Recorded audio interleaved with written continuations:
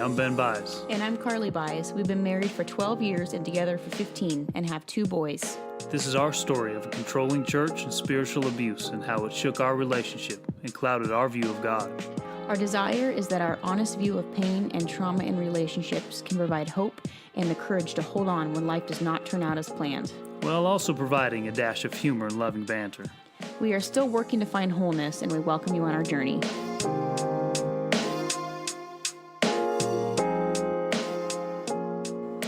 Welcome back, everybody.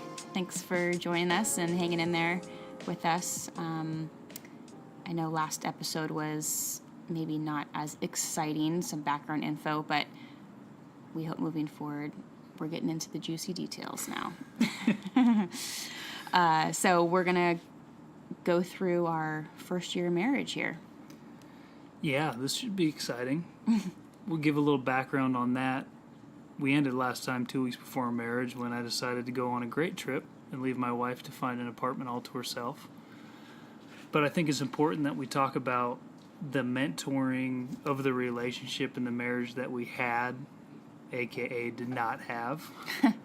From even when we were at the Bible study, in college, our relationship with the head of that Bible study and the mentoring relationship was very controlling when it came to our relationship, as far as knowing everything about it and making sure that our relationship, our love for each other, was never even close to our relationship and love for God, which is a great thing in theory, but in practice, I think it made us downplay our care for one another. What do you think? Yeah, I remember it was like so important not to say that we even loved each other, for quite a while. It was, quite a while.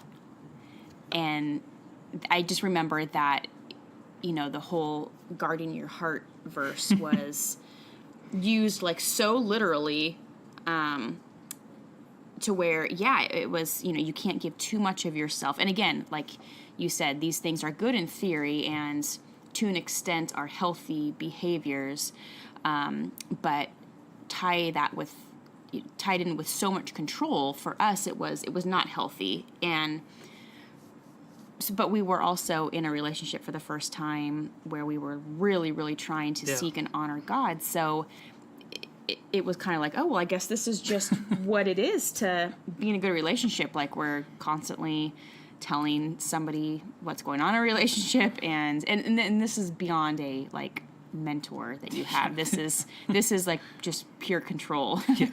And so that's how our relationship started, and obviously there's great things about it with the foundation of Christ, but the way I kind of look at it is we're lucky that the very bottom bedrock foundation was Christ, because the stuff that was built on top of that was mostly straw and rubble and all those things, but I think the only thing that got us through in the end, that the bedrock foundation, was our love for God. Yeah. And that we had our whole lives. Yes. And we were fortunate for that. But as we came into our marriage relationship, we didn't necessarily have any mentors at the church of what a healthy marriage looks like. In fact, for everybody who's going to get married, we can't encourage enough to go through marital counseling before you get married, just to learn how to interact and love one another beyond your own lens of understanding. And it was something that we wanted to do. Of course. And our head pastor said, oh yeah, I do marital counseling all the time. I'll take care of you guys. We'll do some counseling sessions with me. And it got to a point where he was always just too busy to do it. And in fact, we did have one marital counseling session with him, which was when, Carly? The night before we got married. The night before we got married. Yeah, it was a Friday night. And it was the only time that worked for him. And it was kind of like, well, I guess we've got to jump on this opportunity, because he was making the time for us. He was so busy. He was so busy. Could not believe that he would actually make time to help us in our marriage. For these little peasants.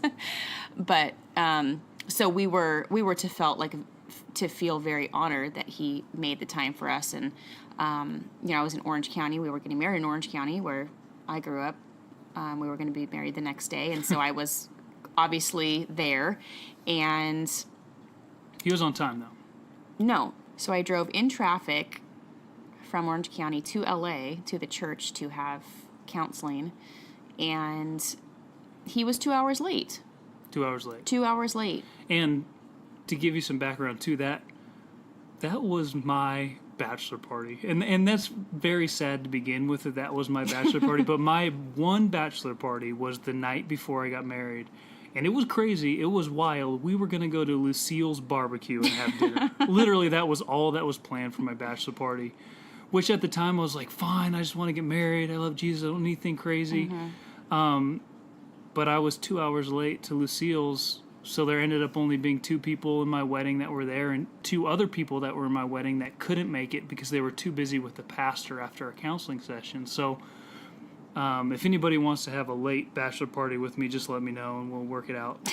And we can have more retroactives. But anyway, that was my bachelor party, was that night, and I was 2 hours late to dinner, and then we went back to my apartment and smoked some Swisher Sweets or something really classy. We, as in you and your you and your 2 buds. or 3 Me, I went people. Back home with my girlfriends, and but yeah, so it was. And the counseling that was our experience, and the counseling was. We didn't even. No, I don't even know what we talked about. Total caca. I mean. Yeah, it was. It was bad. There was no legitimate. It was nothing that we didn't already know. There was nothing about interaction with one another or how to deal with conflict. It was more just encouraging in us in the sense that, like, you guys will be one, and that was kind of already beginning to be modeled to you, Ben, as an armor bearer, and what it meant to be one as a husband and wife, and what it meant to be one, like, as a church as a whole. So when we talk about mentoring and what it looks like to have marital counseling, I think the most marital counseling I got was on my own through being in service at the church, being a pastor, and being an armor bearer. And I could sum it up like this: you love God above all else. He's the number one in your life. He's the only thing that matters. In the umbrella of who God is your service to your pastor, his vision, and the church. And then your wife comes underneath that. So this is what you were taught. Yeah, it wasn't God's number one in my life. Then I need to take care of my family, and then my profession and my church family and extended people that I'm taking care of. It was God, a.k.a. the church, the pastor's vision, everything else, then my wife. So that was what was being modeled to me, I think, even through us dating and not being able to spend much time with her, is that my job as a man is to produce a vision for the household and lead the household and provide for them with a vision, as opposed to biblically what I need to provide for my wife is emotional, spiritual, financial, and all those provisions went out the wayside because the main provision was providing her that I was loving Jesus and following God. Yeah. And all those other things were just to be taken care of through that vision. Yes. And my leading by following God and following the vision of the pastor and the church would then in turn provide something for my family. Yeah. And it was always came down to the verse of if you don't forsake mother, brother, sister, wife, husband for me, then you're not worthy of me. Mm-hmm. So that was always the mentality. I can't have anything even close to God, which is true, but when God involves your church service and your pastor and everything else, then it becomes a little diluted and it becomes a little strange and weird that now my pastor's vision and serving him comes above serving my wife, which is not God-honoring. Because I'm asked to lay my life down for my wife, and being gone and not giving my wife emotional support and everything else is exactly not what Christ would do for the church, is it? I don't think it is. No, it's completely the opposite. Because I'm pretty sure he gave everything for the church and everything for us, but that's not what was taught to me. And that was the best marital counseling God, right? Yeah, I mean that's what we were taught. That's what you were taught, and in turn, what you taught me as a husband, this is what it's going to look like. And so that was sort of communicated like, well, basically what that meant for us is that we're not going to have conversations that mean that we're not going to have discussions. We're not going to have conversations about choices that we're going to make or decisions we're going to make. It's more going to be a decision that you make that you feel is best for our house. And these can be like small decisions, and they can be like, bigger decisions too. Because you are the one with the vision, and that's how it was modeled in our church. Most marriages in our church were modeled that way.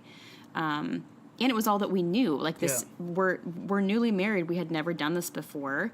And while it didn't feel, at the time, it didn't necessarily feel like, oh, this is really weird. It just more felt like, okay, this is a God-honoring marriage. Yeah, like, and this is what it means to really have a God-honoring marriage. And wow, like our marriage is going to be so much better than everybody else I know because, like you have such a vision and like you're like truly serving. And the first image of that was getting a raise. So I went from getting $300 or $400 a month to they said they were going to pay for our rent between me and Carly's place, which was how many square feet do you think that place was? Oh my gosh. 600? Yeah, at the most, probably. At the most. It was a tiny place. It was a great little place. But it was awesome. It was a great place for us, our first place to live. Yeah. And, so I was going to get a raise to pay for our rent, which I think was just over $1,000 at the time. So I was going to make it just over $1,000 a month. And at the beginning, that actually happened. Yeah, we actually did get paid that. Yeah. And then it kind of went downhill from that. Yeah. It was very rare that we got at that point or really got it on time. But right. Anyway, I got a raise. Yeah. So we get married. Our wedding day was great. It was about us. I didn't once feel like any part of the church was trying to take over or was in too much control. Like I didn't leave. There are times where I look back and think like, that was more about our pastor, or like he made that definitely about him. But I don't have the overall feeling of like, gosh, our wedding day was a disaster or total just sham because of our pastor or whatever. I completely agree with you. There was nothing in my mind that thought that way, which was awesome. Yeah, I felt like it's our not a interaction was tainted good. day in our minds, which is great. It's a great memory. I remember family members of both of ours saying, because it was extremely hot. Yeah. And we had little umbrellas, and I remember we had someone walking behind our pastor holding up the umbrella for him when it was too hot, and people were like, he's a grown man, isn't he? Why is someone... But another Armorbearer was holding an umbrella for him, which is important to state. Had you not been actually getting married, it would have been you holding that umbrella. But I would have held that umbrella. You would have during the entire ceremony. And I would not have fumbled. My knees wouldn't have buckled. I would have got after it. But anyways, yeah, we had a great day. We had an awesome honeymoon location going to the Cook Islands. Ben booked an incredible... Yeah, the Cook Islands were awesome in the Pacific Islands. Yeah, South Pacific. South Pacific, thank you. Etu Moana. Yes, Etu Moana. In between Fiji and Tahiti, that's all we need to say. Incredible. So it was great. So everything was great about that except one experience you had. Oh, about our honeymoon? Yeah. Yeah, so there was a time that you can discuss your email situation first. Well, yeah, there was at one point I had to go to some place to check my emails to make sure that nothing too important was happening, which at least it was only once. I think if it would have happened 3 years later, I would have. Yeah. And this, we're so, there's, we don't have like reception on our phones or, so it's like you literally went to a computer lab or whatever they're called. It was an internet cafe. Yeah. But I remember on the Sunday when we were there for our honeymoon, you had brought a worship album that our church had produced, and you wanted to play it and worship that Sunday morning. And I remember just thinking, I think God is going to be okay with us, like, not doing something spiritual on Sunday. Like, I remember sitting on the bed thinking, okay, this, like, this is not something I feel like I want to do on my honeymoon. Or beyond that, maybe the spiritual aspect was us loving each other and getting to know each other. There was a million other things we could have done. Worship has to be the only way that you can connect with God. Right, but you felt that was the case. I felt like we have to. I mean, I got up early every day on our honeymoon to make sure I read my Bible and. Yeah, but I remember specifically having, and I don't remember how long the worship session was or whatever, but it was probably quite long. And I remember being sort of irritated about it, and you got mad at me. And it was kind of set the tone, really, that was just kind of an example of, like, what was to come. Yeah. But so I just remember thinking, like, gosh, we're on our honeymoon. Like, I think God will forgive us if we don't worship to some worship music on a Sunday. Yeah, how crazy to think that somehow God wouldn't bless us because we didn't make a public spectacle of a worship. Yeah, but there was that fear, almost. Yeah. That fear was beginning to start. Yeah, that somehow I was going to miss God's blessing by not. It wasn't fear of it wasn't fear of man yet. It wasn't fear of our pastor yet. It was fear of, what if I'm going to miss something because I don't, like, really dive into God right now. And that's embarrassing. In fact, I never even remember that memory until Carly brought it up. Yeah, it was annoying. Super annoying. Maybe I blocked it out. I remember the good things. But it was that was a strange moment looking back at it, thinking, now that you remind me, that somehow I thought that had to happen. A beautiful union between two people that honored God wouldn't be worship enough. Yeah. Like, we're on our honeymoon, for goodness sake. Like, God's probably smiling down and being like, good job, guys. You honor me in your relationship. You love each other. You love me. Go enjoy the beach. Yeah, how amazing. Enjoy my creation. Yeah. But other than that, our honeymoon was great. Yeah. Then we went to Colorado for a week, and it stayed in the mountains. It was incredible. Yeah, it was fun. Right when maybe a couple weeks after we got back from our honeymoon, our church was going to Tennessee to do some ministry. There was a sister church we had there, and we were going to go basically run a revival for a weekend. Carly's looking at me like I'm crazy. I'm rolling my eyes. And that was just a couple weeks after we'd been married, and we drove the whole way. Yeah. And from LA to Tennessee. Is there a further drive? Yeah, and I made it the first time. Did we stop? We stopped once, right? One night. Oh, to stay somewhere? Yeah. No, we didn't. I remember stopping at Red Robin in Texas, getting something to eat. I think Amarillo. I remember stopping at Red Robin. You know me, those food things just stick right in my memory. So you remembered the bottomless fries. Yeah. Always. But, yeah, we drove the whole way. Straight through, we were in a minivan with me and Carly and I think 3 or 4 other people. And then some worship equipment in the back because we're going to be leading worship and doing ministry there. And we finally got there, but that's a long drive. Yeah, it was a couple days, right? Couple days. Yeah. Couple days. We had just gotten married. Yeah. And you're sitting in a car with a bunch of other people. It's not like we got quality time together. Right. Yeah. And we got to the hotel, and we were putting our stuff away in the hotel, and trying to. Well, didn't our pastor? Didn't he fly there? No. Or did he drive? Yeah, he did. Yeah. Of course, he flew there. He flew didn't there drive with his wife at the time. Yeah. So he flew, and so we all got there at different times, but we were to be meeting up later to have a first meeting or something like that, and we were late. We were late because we were putting stuff away in our room, and then we got yelled at, and at the time I was really irritated. Yeah. Because I thought him and his wife were more important than anyone else, so we had to make sure we did. Yeah. And that time of ministry there was obviously times that were great in the worship, in the ministry, in the we prophetic word, God, and we experienced God. Yeah. We see God moving in this other church, and we're seeing thinking, people's lives and changed. You're like, gosh, and this is why we're a part of it. We can deal it with some of washes the out other all stuff of that other stuff. because who cares?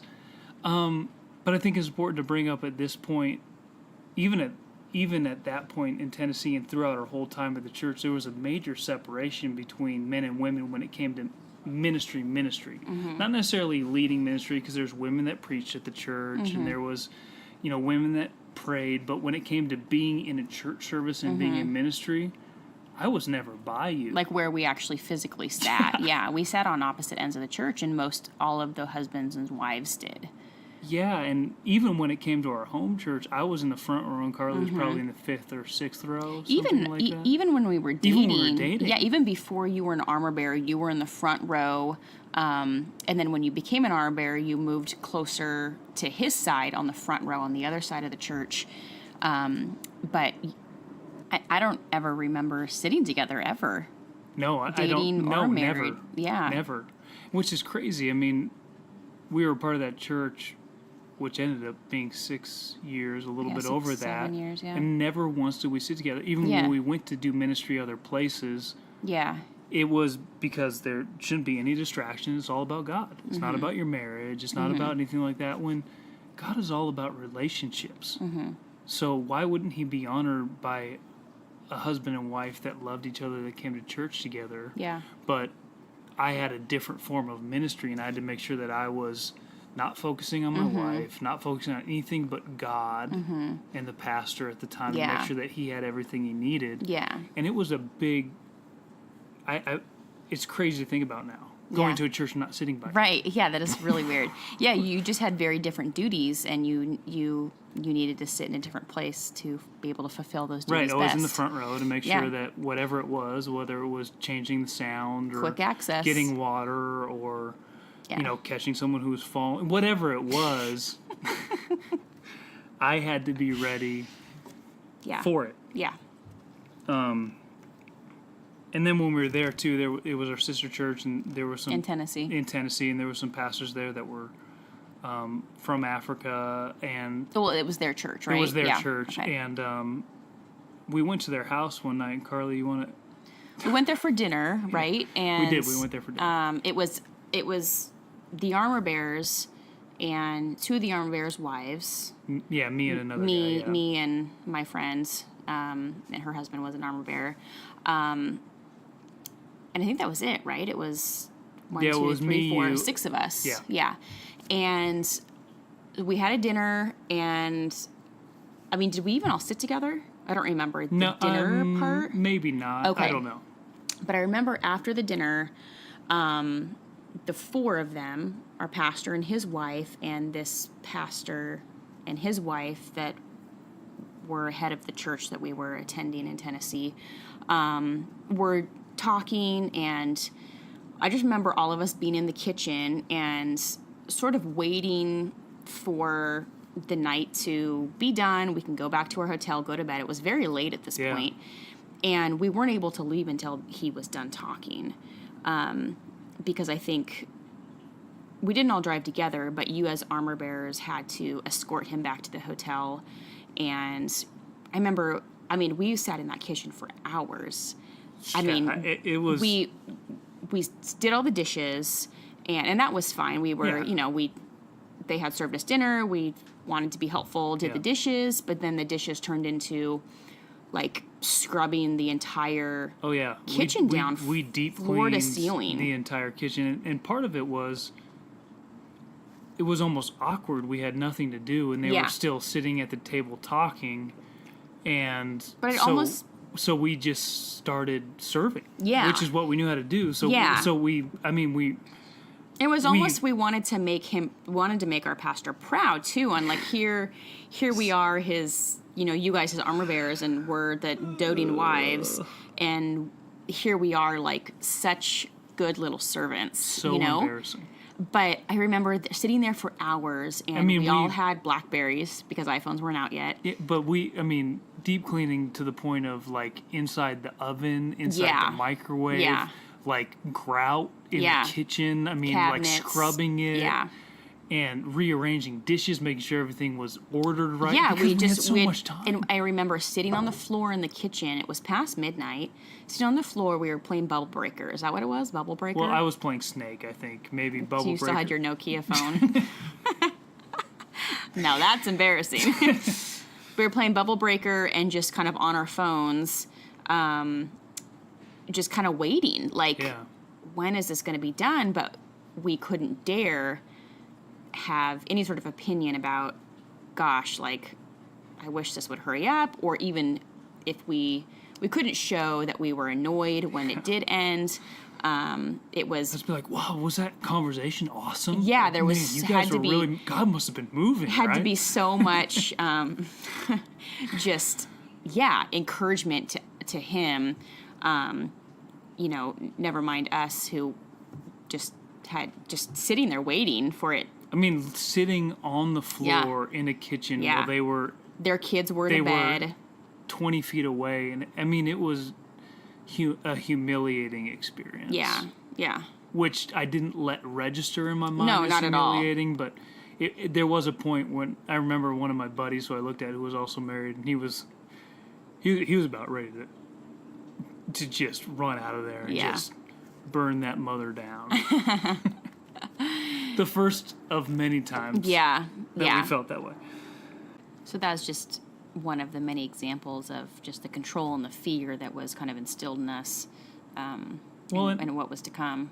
And I think even beyond control and fear, it was an example of what our hearts were for service. Absolutely. You know, and taken advantage of in that way that we thought serving God was part of serving God. And it was, you know, that's how it started and always was we had a heart to serve God. Yeah. So, yeah, that trip to Tennessee was an interesting one, especially just being married. And then we got back, and 2 months after we got married in June, I think in August, the end of August is when we did a men's retreat in Big Bear. So we had only been married for a short time, and we did a men's retreat in Big Bear. And the men's retreat was supposed to be just the weekend, right? Yeah, like just it was a basically Friday night, Saturday night, come home Sunday. Something along those lines, because most people were working. Yeah. Although a lot of people didn't have jobs at our church. Most people were working, and it ended up being where we went up there, and then our head pastor had a place on the lake that someone had paid for him to stay at that was just an incredible place. And it was his place to kind of stay and hear from God. And then as Armorbearers, we got to stay with him. We got to stay with him in his great place where everyone else stayed at a different place. It was on the lake. It was an incredible place. I think it was $500-$600 a night at that time. Yeah. And we stayed with him there. And then when the men's retreat ended, he had an extended stay there, and he asked us to stay. And I ended up being there for almost 2 weeks. Yeah. I mean, yeah. And this was after being in Tennessee for 10 days when we didn't have much interaction at all. Because when we were in Tennessee, even when we got to the hotel, I was usually leaving to make sure stuff from ministry was ready or sound was ready. Yeah, you'd come middle of the night after he was in bed. And then I get home, we're home for a little bit, and then I leave again to Big Bear, and I'm there for almost 2 weeks, and just getting married. Yeah. Which is ridiculous, folks. Ridiculous. Well, it was ridiculous because of the reasons that you were there. Like the men's retreat, that was great. You know, like you're up there with several other members. Yeah, it was men of our church. It was a big retreat. Yeah, but when it's over, 30, like it's over. 30, like what men, is what are the reasons that you are there for another 2 weeks? Well, at the time, it was a real pivotal point in the ministry. At least this is what I remember. In that, it was almost going to be a new wave of what the next frontier of our ministry. We just got back from Tennessee. God did amazing things there. We felt like this was going to be a catalyst to what was going to happen.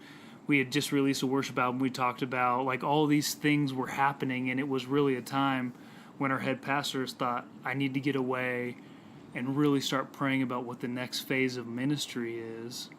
And we needed to be there as Armorbearers to pray and support him. And to be honest, most of the day was spent praying and reading the Word and doing those things as an Armorbearer and just kind of waiting for whatever he wanted to do. So a lot of it was waiting around. Like I said before, he was a very almost nocturnal person where we'd be up really till 2 or 3 in the morning doing things or praying or cooking or whatever. And then I was used to getting up, so I'd get up in the morning with some of the other guys, and we'd wait around until 1 or 2 when he'd emerge from the room. Yeah. And at that point, we'd do whatever we needed to do. But we always knew that when he came out of the room, something from God might happen. Mm-hmm. There might be, he might have gotten a vision or so you needed directions. So you needed to be around. We needed to be around. We needed to be, it wasn't like, hey, I'm going to go fishing now. Yeah, you're Me in and my Big buddy Bear, did so let's, go fishing, but we'd go fishing at like 6 or 7 in the morning. We knowing knew he wouldn't be up. we knew he would never be up. It was a safe And then time. if we caught a lot of fish, we wouldn't tell anybody because we didn't want anyone to ruin our time. But yeah, during that time, what were you thinking? Where were you at? Well, I just remember, there wasn't like really cell phone service where you guys were. So, and the times that we did talk, you weren't really available to talk. And, when I would call, it was kind of like there were certain times that I knew that were okay to call, or you kind of let me know like, hey, this time would be good, or now is not good. And there was always like a protocol kind of to when it was okay, when it wasn't okay, and when I could expect to hear from you. And so I remember just feeling like, okay, like, I guess this is just, again, like, this is, I guess, just how it is. Like, I just didn't, this isn't what I expected from my life. But again, like, I'm just believing that, like, God has my best interest, and like we're trying to do our best and do the right thing. And but I remember, like, I would ask you questions like, so what are you guys doing up there, or what? So even at that early in our marriage, I remember not really getting why it was so important for you to be up there for so long, and what you were doing that was just like more important than being home or around with me. And not even that I like, not even like in a controlling way, like I wanted you to be home and, be a husband. It was more just like, help me understand why this is happening, because I'm not getting, like, this feels like kind of stupid and kind of crazy to me, that you're up here for this long, like, and so I would ask you just more kind of just questions that I needed more answers to, or just sort of like explain to me, what you guys are doing, and not even in an accusatory way at all. It was just more like, I want to know what's going on. And there would be times you would get quite irritated because you yourself didn't really understand. You knew you needed to be there, and you knew it was important, but you fully didn't grasp it yourself. So how can you explain it to me? So it was a contentious part of our relationship to.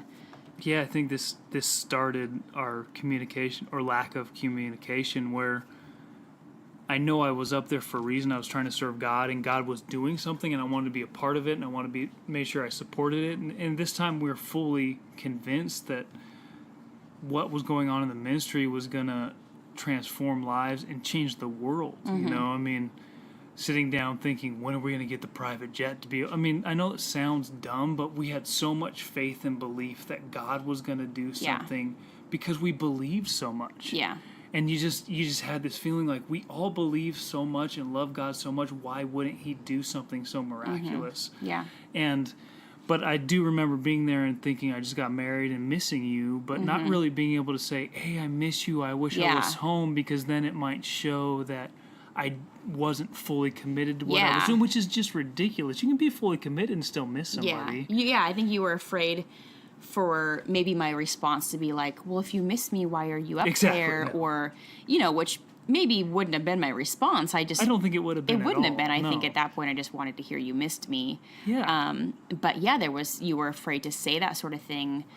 And why did you feel so afraid to say that sort of thing? I think I felt afraid because of what you just said, that somehow I would open up this conversation where maybe this isn't what following God really is, or maybe you should readjust some of your priorities, because I think I felt in the back of my mind like maybe I should, and I knew that maybe you should what? Maybe I should adjust some of my priorities, and I knew that you were such a strong personality in an awesome way, like not in a bad way at all, not in an overbearing way.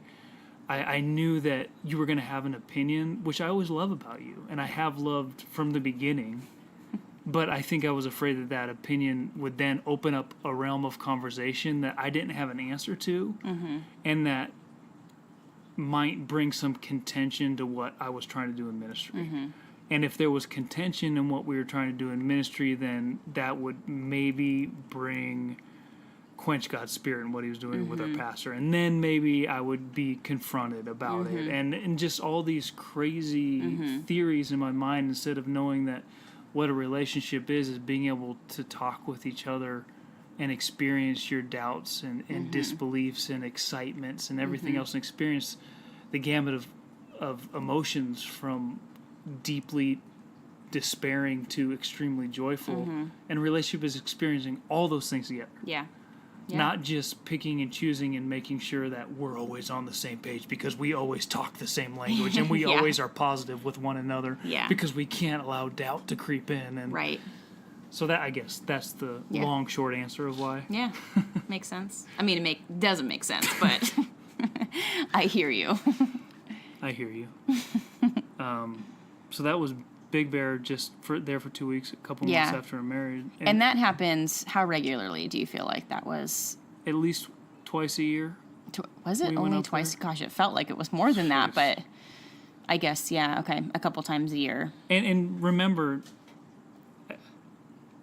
we're at a church in central Los Angeles that no one has money. Maybe one or two people in the church had like really legit jobs, and the rest of us were either working at church or trying to make ends meet or homeless. I mean, we had people from all walks of life living in the projects.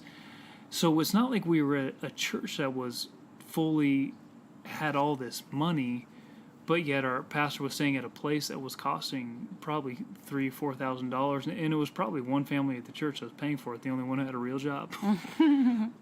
But in our mind, it was like, okay, that's what needs to be done for ministry, so it doesn't make sense to not allow that to happen. It didn't. It was like there's no funds for this, but because it's something for God, like he's going to honor the fact that this may put the church in red because it's furthering his kingdom, or the hope is to further his kingdom. Or like this could have paid for our rent for 3 months. That we didn't ever end up getting paid for.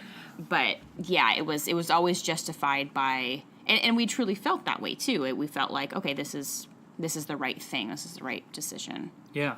So that was. But looking back, it's total nonsense. Complete nonsense. Why I can't even have food in my house, but yet we can go do that and then cook the most extravagant meals up there. Yeah. So then we came back and we started living in our house, but the precedent was set that serving God meant serving the vision of the house, which was the vision of the pastor. Vision of the house as far as the church. Sorry, I didn't mean to use language not everyone understands. Vision of the church, which was the vision of the pastor. And I was always on call. So there was never a time I feel like we could be totally, hey, we can go and do this completely without knowing that I might get a call and have to go, because it could be a various number of things. And a lot of times it happened at night. I could be going to bring food to somebody. All of it was service stuff. It was stuff in your mind would be good stuff to do. But a lot of it was even service towards him, for him. And eventually, was strictly just service for him. Yes.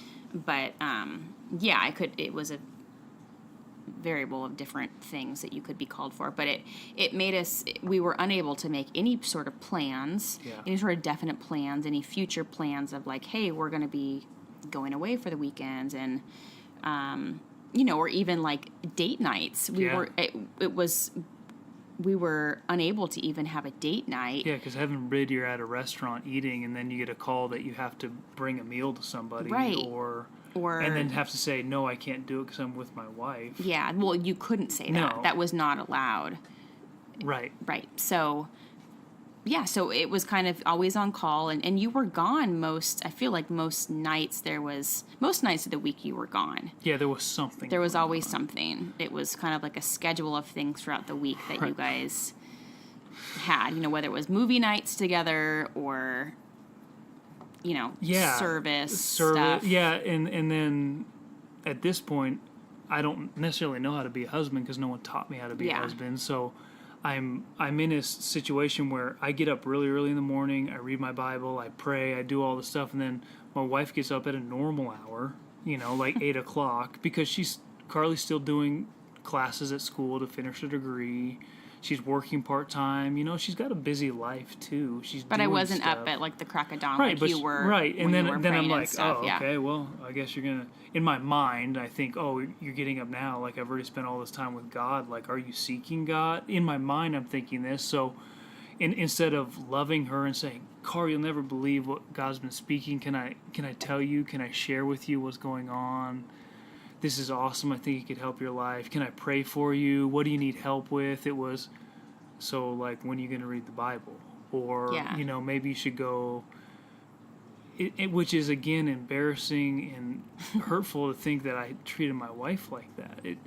But I thought that was the way of leading my wife in spiritual matters, because that's how other people in the church were that I looked up to. Well, and didn't you feel like a part of you, because it was very demeaning and very like accusatory, and but didn't you feel that you were sort of afraid that if I wasn't doing all these things as much as you were, if I wasn't in my word for hours, if I wasn't praying and reading the Bible, that we weren't going to be on the same page, and that you would lose me, or that I would begin to have different opinions, or like there was some fear in me not doing all these things, and maybe not fear of me having other opinions, but more fear like you were going to be talked to about your wife not living up to par. Yeah, if you're not really diving into what God has, then what might happen? Right. Yeah, that was your fear, that you may be approached by the pastor of like, hey, your wife's not cutting it. she's because as Armorbearers, we were approached like that often. Yeah. So I know there was a really pivotal moment in our relationship where we had actually finally planned a date night. I don't remember what we were going to do. I think it was going to dinner and a movie. And we were ready. We were going to go do it. I hadn't been called. I'd already been at church all day, and I'd gotten home. And we were excited to go have an experience together and finally go on a date night. And Carly was in the bathroom. Just you take the story from here, because I think it's important to hear from your perspective. So as a reminder, I was, up until this point, like, so supportive of everything we were doing, and felt, never like really questioned what we were doing, and felt so on board with it all. And yes, it felt like different and a struggle at times and hard, but it felt like the right thing. We were doing the right thing. And I didn't ever at this point feel disappointed with you, even though we weren't communicating great, but it wasn't even that we understood that we weren't communicating well. We just weren't. But so I think it's important to kind of set the stage that, our relationship, this is our first year of marriage, and there's, pretty like terrible controlling things going on, but it was still kind of just all we knew. And like I had mentioned before, I wasn't like disappointed in you, but I remember being on the fence of like, okay, I'm not quite sure at this point if like Ben is everything that I like need him to be as a husband, or I'm not quite sure if like I can really count on him yet. I remember being on the fence about that. Like it just, I wasn't sure up until this point. Like it was kind of 50-50, and again, nothing was your fault. And like, that we've talked about that. And nothing was intentional on your part. But I just remember feeling I wasn't sure where we were yet.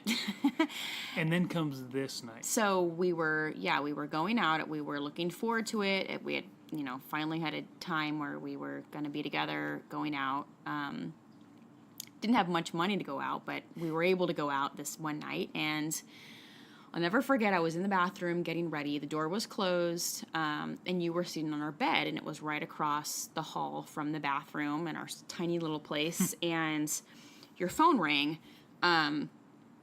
And you answered it, and I knew immediately it was our pastor because the way you answered it, it was like you had that voice going. And I could tell that I didn't know exactly what he was saying, but I knew that he had asked you, like, if you were busy or if you were doing anything. And because your response was, no, I've got nothing going on, like, what do you need? And I remember I could hear your conversation, and I know you didn't think I could hear you, or you weren't planning on me hearing you, but our place was so small that I heard you. And I remember, like, immediately feeling so crushed. I was so devastated that you wouldn't tell him that you had plans. And, you know, here we were finally going out, and you didn't tell him that you were busy. You told him you were free, you had nothing going on, and you were basically at his service. And I didn't even know what to do with that. I was so crushed, and I was just so devastated. And I remember sitting in the bathroom, and you had knocked on the door after you finished your phone call, and it was almost like you knew. And I remember you just knocking on the door, you saying, "Car, are you in there?" And I was crying, obviously, and I had, had said, "Yeah, I'm in here," and, through a crying voice. And I remember I could tell you had, like, leaned your head on the door, kind of like in just total despair yourself, and you were just like, "I'm so sorry." And I remember from that point on, I couldn't depend on you.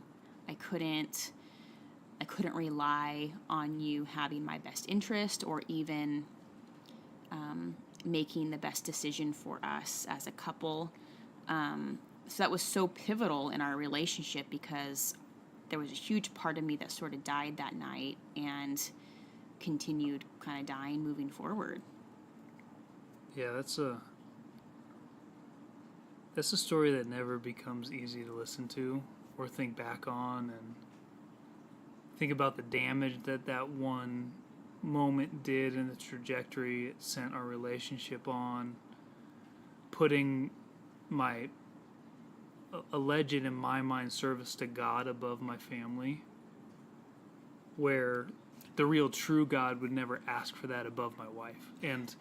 But I was in so much conflict with myself, but again, it turned into the point where I couldn't say, "Car, I'm so sorry that this happened," which I did, but say, "I don't know if I totally feel this either, but I think it's what I have to do for God.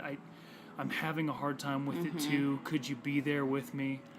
So I never felt like I could say, I don't know about it either. What do you feel about this? Can we be in this together? Can we go through this life together? Can we support one another? It was more, if I do that, then maybe there could be dissension, and then maybe what God's going to do isn't going to come to pass. And so Well, that was the hardest part about that evening, was that, after I came out of the bathroom crying, there was no conversation that we had. There was no, like you said, there was no you saying, "I'm so sorry, like, I just felt like I had to help him, or I had to go, like, but I'm struggling too." And there was no opportunity for me to say, "I'm really disappointed, like, I don't feel like I'm a priority." Which would have been a normal relationship. Right. That would have been a normal conversation to have. And for you to be able to tell me, like, "No, like, I love you. You are a priority.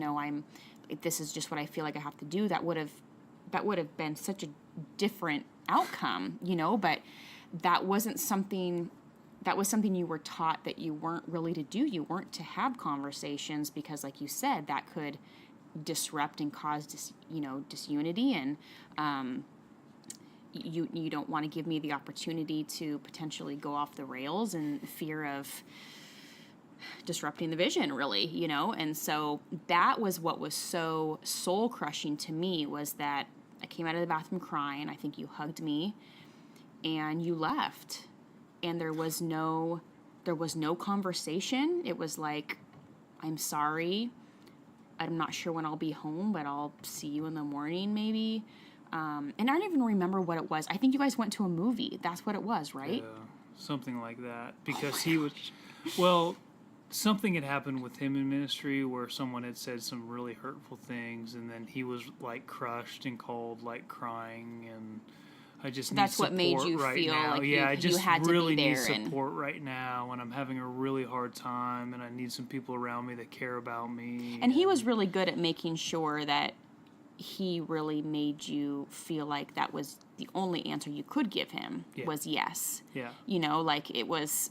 Well, I he guess was you such a couldn't, victim. You know, yeah, I guess you couldn't come, but then what would I do? Right. There was know, so much guilt put on you, so you were in a really tough position. Trying to serve and love, and then someone saying, this is how you do it, I just...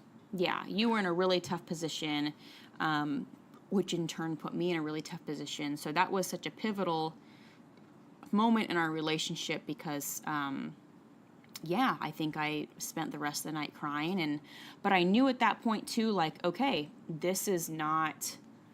I'm not going to survive if I allow myself to get upset about this sort of thing. Like, I can no longer depend on him. I cannot let myself get in a place where I feel like I can depend on him because I know I'm going to be let down. And if I allow myself to be let down, then that's not going to be a good thing. So I have to live in a way that I'm always going to be assuming the worst, preparing for the worst, and that's the only way I'm going to survive this. You know, if this is what it means to be married and be in ministry like this, this is the only way I know how to survive. And that was kind of emotionally shut down. Yeah, that was the beginning. Put the walls up. That was the beginning and to say, of I'm going to the emotional shutdown for me. I'm going to be on the surface supportive, and then turn my heart off. Absolutely, yeah. And have a heart of stone. Yeah. Which is my fault. And I'm so sorry. I want to put that on record. I know I've told you I'm sorry, but I'm so sorry. Thank you. I know you are. It's a hard story to relive because it was such a damaging one for both of us moving forward. It killed both. I think it killed a part of both of us. Yeah. But had we known it had killed both of us together, we could have been in it together. Exactly. Like, gosh, this is terrible for both of us, but at least we have each other. We were so isolated. Yeah. So I had no one. I didn't have my husband. You didn't have your wife in a way that you should have. And I didn't have you in the way I should have.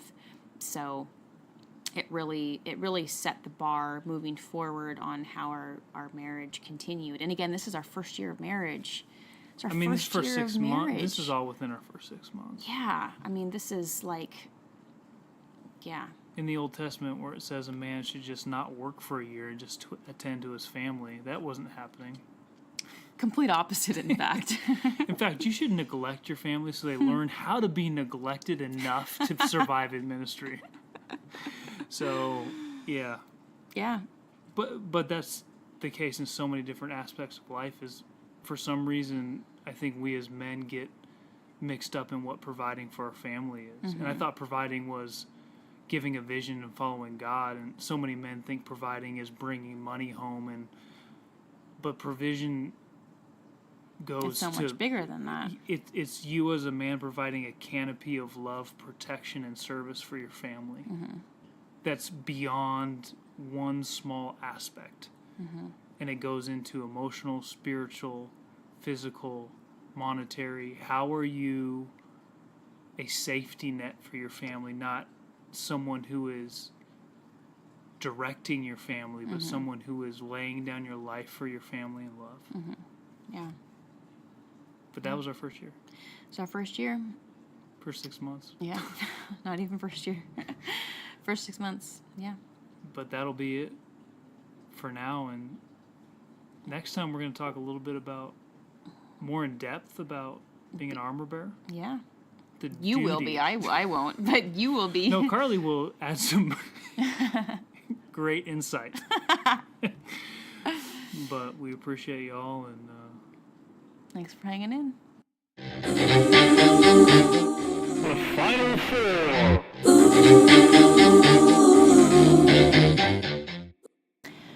final 4 of this episode is the top 4 ways to survive your first year of marriage. So I will go ahead and begin. Go for it. My first one is to not let your best date night be Taco Bell. Although we love Taco Bell. But a Baja Blast. And those healthy chicken taquitos you love. Those, yes, we've talked about that. But yes, if that's your best date night, you're not on good pace. Or are you truly living? True, if Taco Bell's your best date night, you might could potentially be living your best Yeah. life. Depends who you ask. Okay, Yes. go ahead.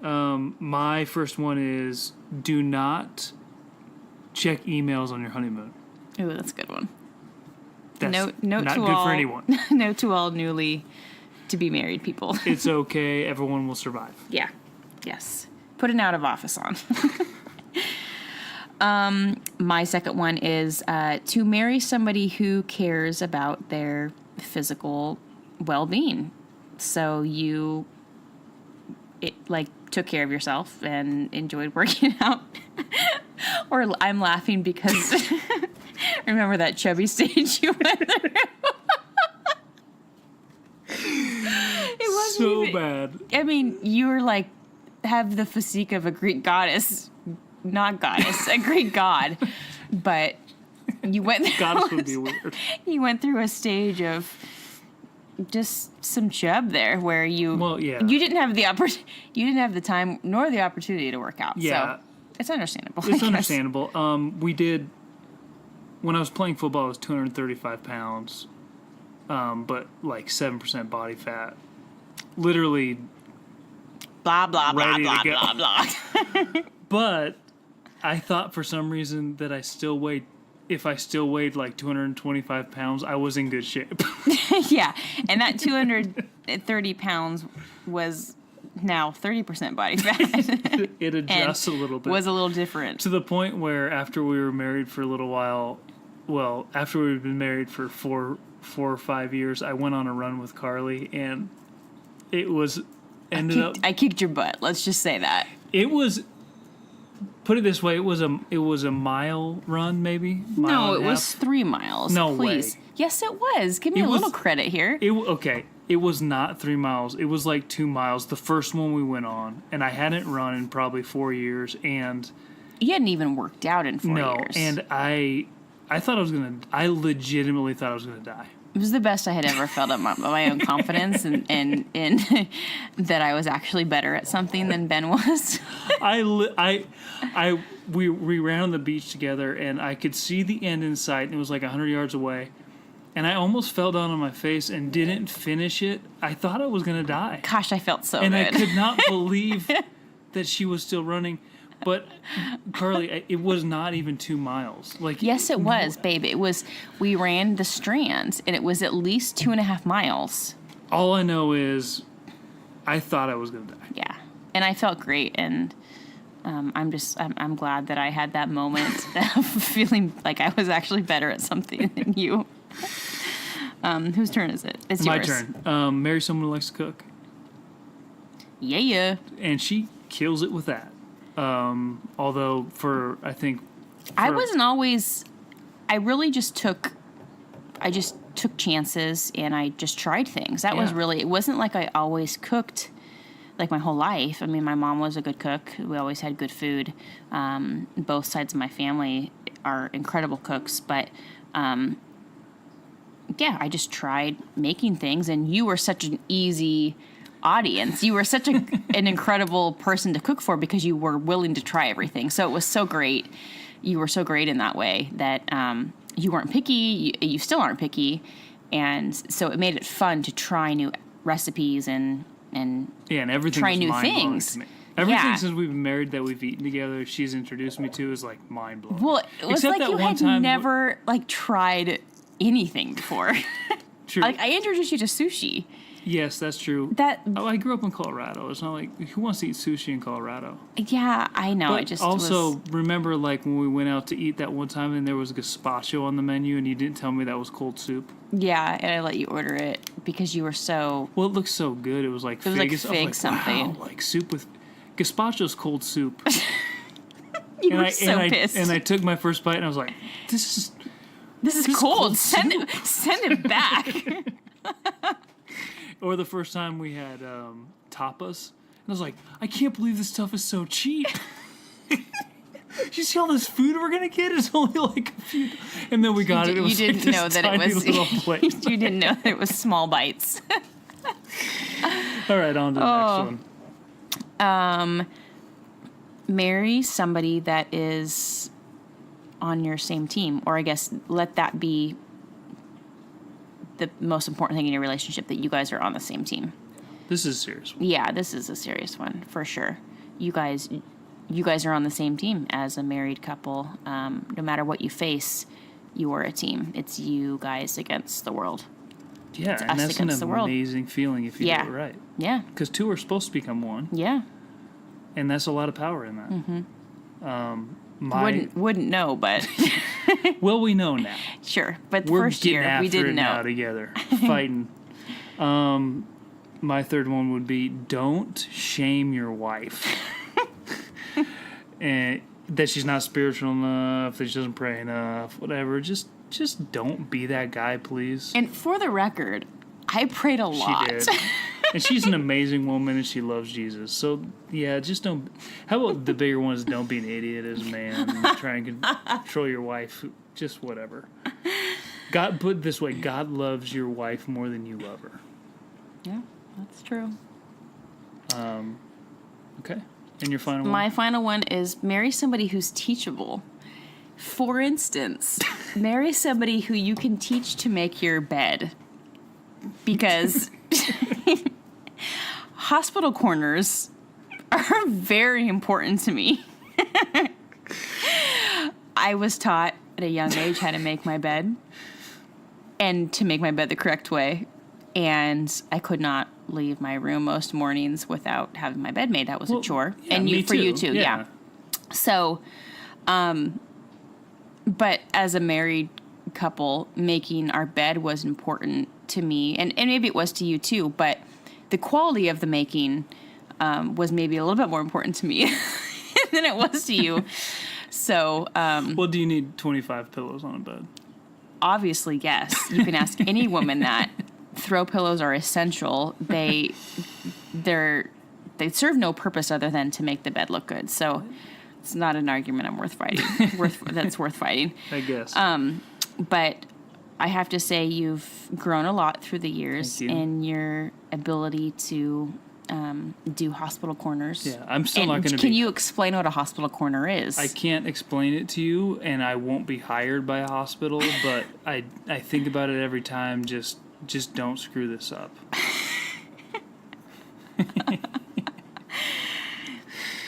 Yeah, so marry someone who's teachable. Thank you. I'm so teachable.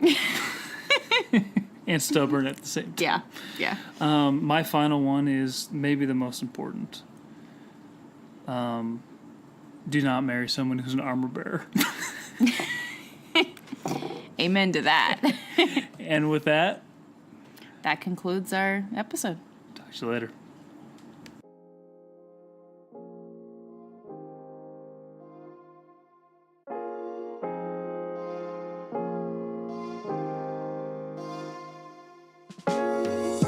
Thanks for joining us on Bizography. Please subscribe or leave a comment. And if you have questions or want to open up a discussion, you can find us on Instagram or Facebook at Bizography. See you next time.